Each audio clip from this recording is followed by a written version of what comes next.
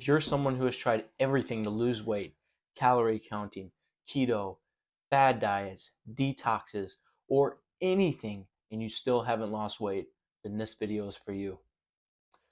What you could be struggling with is something called metabolic adaptation. And in this episode today, I want to talk about it. Metabolic adaptation is, I don't think it's talked about enough in coaching or in dieting, or definitely not in the doctor's office. And, metabolic adaptation and then chronic health diseases, there's an interplay here. Because most of the time, if you're struggling with maybe thyroid issues, insulin resistance, gut problems like IBS, or autoimmune, you obviously, or you might be having weight loss problems, and actually can stem from metabolic adaptation. So to start things off, we have to learn like what the term metabolism is. So metabolism is the collection of chemical processes in the body involving the breaking down and building up of matter. Now, I'm not going to get into the science or anything like that, but here's a good terminology. So your metabolism is like a fire, and then the more wood you put into the fire, aka calories, the more it burns. Okay, so your body isn't meant to be in severe caloric restriction or to be starved all times throughout the year or all the time, because it wants to be on fire, it wants to be high. Okay, so it essentially is taking the extraction of energy from food. So any food that you eat turns into molecules for you to be used as energy, ATP. But when we continue to starve ourselves and not have enough food, calories, food coming in, then obviously there's a decline in that. But it leads to slower metabolic function. Now, when we talk about metabolic function, metabolism, metabolic adaptation, it all ties in because everything is interplay. It's all interconnected. So when you're dealing with these metabolic adaptations and you have a low metabolism and your metabolism's tanked, it does lead to chronic health issues like bloating, chronic gut issues like IBS, IBD even, and also the hypothyroidism, Hashimoto's, low testosterone, PMS, and hormonal imbalances. What you'll see, which I'll talk about in a bit, about how the hormonal adaptation happens during metabolic adaptation. So, so calorie deficits, calorie deficits abroad. So obviously, the law of thermodynamics states that energy cannot be created or destroyed. So when we eat food, the body converts the chemical energy into it. Our body converts the food into energy to be used as the body. Okay, it doesn't create more, it doesn't create less. It just does that. Okay, but where the flaw is in this is that your body has internal processes for metabolism, meaning your body inside has metabolic light switches, you could say, that regulate metabolism. So a good example is that, yes, you ate the avocado. Okay, the avocado is going to burn, to convert that into energy. But how your body does that, convert it into energy, can be inefficient by the way that your hormonal balance is inside. Okay, so when we talk about hormonal balances, so hormones like thyroid hormone, leptin, ghrelin, insulin, cortisol, and testosterone. These six primary hormones, coming from primarily the endocrine system, regulate your metabolism, regulate metabolic functions, and yet calories in, calories out, people are not talking about this, and let alone we talk about the diseases that people deal with. Okay, so now we wonder, now it's all tying together. Okay, these hormones play a role in metabolism. Okay, I am sick, I have this chronic health condition. Okay, it makes sense why I'm weight loss resistant. Okay, so let's talk about hormone thyroid first. So your hormone thyroid T3 is primarily the metabolic master. It regulates all cells within your body and metabolism. But when we continue to, chronically diet, that's a form of stress on our body. And what stress does, when stress, levels go up, it hinders the thyroid conversion. It hinders thyroid synthesis and metabolization. So what that happens is you get a decline in T3, that primary hormone T3, okay, and then your whole metabolic rate slows down. Now you're eating very low calorie, if that, and you're gaining weight, or you just can't lose weight because your hormone T3 is so low from the chronic calorie dieting that's stressing your body out. Okay, so with people with Hashimoto's, hypothyroidism, they're prone to weight loss resistance because their hormone T3 is insufficient. Okay, so we have to get hormones levels back, okay, to optimal function. We got to get T3 to optimal function for you to even get into a place where we think about losing weight. And that's what I like to tell my clients, but that's very easy. In just several weeks we do it. But that's just like the interplay there. Another one is insulin. So insulin is the anabolic and catabolic hormone. It helps build muscle, helps break down muscle, all of it, but it really regulates muscle protein breakdown. So obviously it helps you with the building of muscle, like I said, anabolic, which actually helps regulate your metabolic function, primarily your BMR, basal metabolic rate. Okay. Um, and then we have testosterone. So testosterone is known for its main effects, obviously in males, but it's very important in females. But testosterone, there's a science, literature that shows that testosterone plays, a role in regulating body fat percentage. Okay, there's clear evidence that the more testosterone you have, the less likely you are to accumulate body fat. Um, and then vice versa, low testosterone, you have more, you know, accumulation of body fat less. Okay, so there was actually a study that said changes in fat mass have been inversely correlated with testosterone levels, and has been suggested that testosterone may quash the new creation of body fat. Now I don't know why they use that word, but that's just something there. And then obviously cortisol.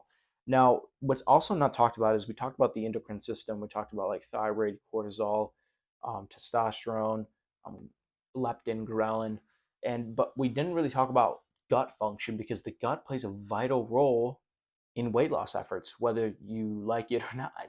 Truthfully, because whether what the experts say or whatever, your gut, primarily your liver carries around 15% of your basal metabolic rate because your liver has to detox. And obviously, detoxing, for it to get excreted through the body through urine or stool or even sweat, it's a process because it has to break it down, has to neutralize it, and then has to, biotransformation happens, and then it has to excrete it. Now, that's a whole process in itself. It's converting the fat soluble toxins into water soluble toxins for it to be excreted throughout the body. That's why inside my program, I do a specific detox with my clients right away that goes into a refeed that actually makes them lose weight while eating more calories, while getting their gut under control, while feeling better than ever. But, going back to what I was saying, the liver and the gut plays vital roles in metabolism. I just talked about these hormones playing vital roles. Your gut plays vital roles as well. Okay, so the liver and the gut influence weight loss as well. So if your gut's a mess, you have poor liver detoxification, that will all hinder weight loss. Okay, so let's talk about it. So let's say this: you're always dieting, you're living a very chaotic life, stressful, you got all these medications you're getting all these labels from doctors. Now what begins to happen is that your hormones start to decline. But now since your hormones start to decline, your metabolism starts to decline. But when your hormones are declining, your metabolism is declining, your muscle is also declining. Now, all these things they do is make you less efficient with the calories you're eating. What that means is that you have to eat lower calories each time you're trying to diet for you to actually get the weight loss that you want or get the desired result that you want. And it's called metabolic adaptation on a hormonal level. And so this happens to so many people. And then what only happens is that, yes, you're not losing the weight. And not only that, but you get these chronic health issues. Now you get gut issues. Okay. Now you have terrible bloating, constipation. Now you have hormonal imbalances, perhaps PCOS, PMS, low testosterone, low libido, low sex drive, low motivation, or you get, autoimmune issues. So it's unfortunate, but this is what happens to majority, and it's the fitness industry that's doing so because you're losing all this hormone, you're losing all this muscle, and then you're getting these chronic health issues, and then you're getting put in all these antibiotics, medications, and that's only exacerbating your symptoms even more because it's a toxin on the body, which then burdens the liver. See, it's all a circle. So we just talked about all the things that you know impact metabolic adaptation, why it converts to diseases, and kind of like the whole spectrum abroad. So why you can't lose weight, hormonal imbalances, gut problems, things like that all influence weight loss. So we got that, but where do we go from now? Where do we go from here? So the first thing is we have to start with a refeed. what a refeed is essentially, there's really technical terms out there, but it's pretty much resetting your metabolism. Now, inside my program, like I said before, I do a strategic refeed that works on the gut, insulin, ghrelin, leptin, okay, the lymphatic system, a functional approach to it. But, I'm just going to talk about it abroad here so you can try to implement it yourself. But if you want your own, personalized help from someone like me, just message me, or check out the website below, Complete Vitality. But let's get into it. So research has been shown that refeeds increase leptin. Okay, but leptin is an important hormone involved in regulating energy balance. Okay, but with a refeed, you want to really just help really focus on increasing that carbohydrate. Okay, because what happens then is that it brings back those leptin levels that help with the burning of fat. Okay, and then you want to keep protein around 1 gram per pound of body weight or lean body mass, depending on how much you weigh, to be truthfully, and then eat fats relatively stable. Okay, so the first thing is a refeed. So obviously you're going to want to eat, a little bit above your maintenance level, which I'm not going to break down maintenance, but if you're familiar with maintenance, okay, this is why it's good to have someone that's, pretty much educated on all this, so you're not actually wondering what this even means and you can be taught it properly. But you want to eat 10 to 20% above your maintenance, also known as your total daily energy expenditure. You want to eat a little bit above that, but not crazy. Okay. Next is going to be diet breaks. So diet breaks, there's a lot of different things you can do with the diet breaks. Now, if you're educated and you understand what I'm talking about, diet breaks are times where you're eating at a certain caloric amount, specific days or weeks, and then you take a break for specific days or specific weeks. Now, what I mean by that is, like, me personally, like, if I was going to do diet breaks, let's say Monday through Friday, I'm eating 2,800 calories, okay, and then and then Saturday and Sunday, I'm eating around 2,200 calories. Or swap it. You'd want to eat 2,200, like, let's say I'm eating 2,200 calories Monday through Friday, okay, and then Saturday and Sunday, I'm eating 2,800 calories. Now, why would I do this? Well, this is called a diet break. It helps me mitigate the metabolic adaptations that happen when trying to lose weight. It's keeping my metabolism firing. It keeps me from, being in too caloric restriction for too long, in a low caloric restriction for too long. It has many benefits. So that's what you want to do, a diet break. So what you'd want to do is find out what your maintenance is of caloric intake, and then you want to subtract 300, 500 for a calorie deficit.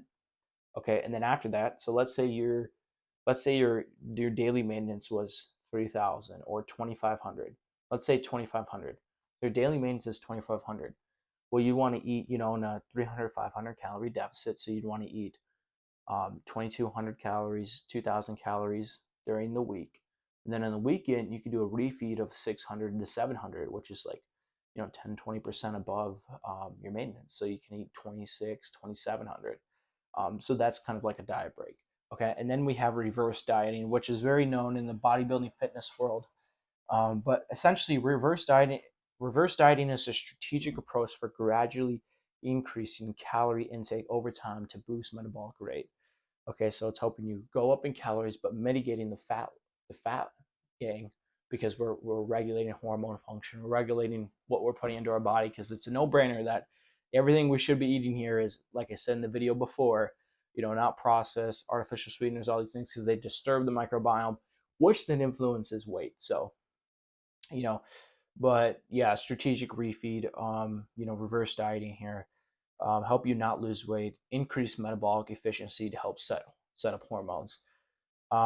So there are a lot of things that you can implement and add into your gut and hormone balance.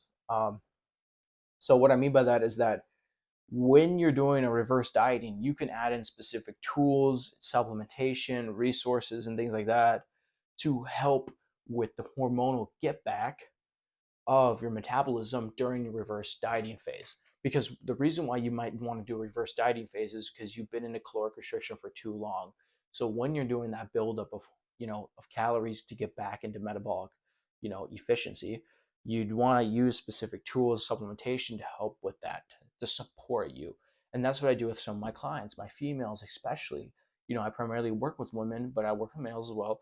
But with my women, I like to use specific supplements to help with her progesterone, help with her testosterone, help with her androgens, okay, help with estrogen detoxification, because all these things influence metabolism abroad, okay.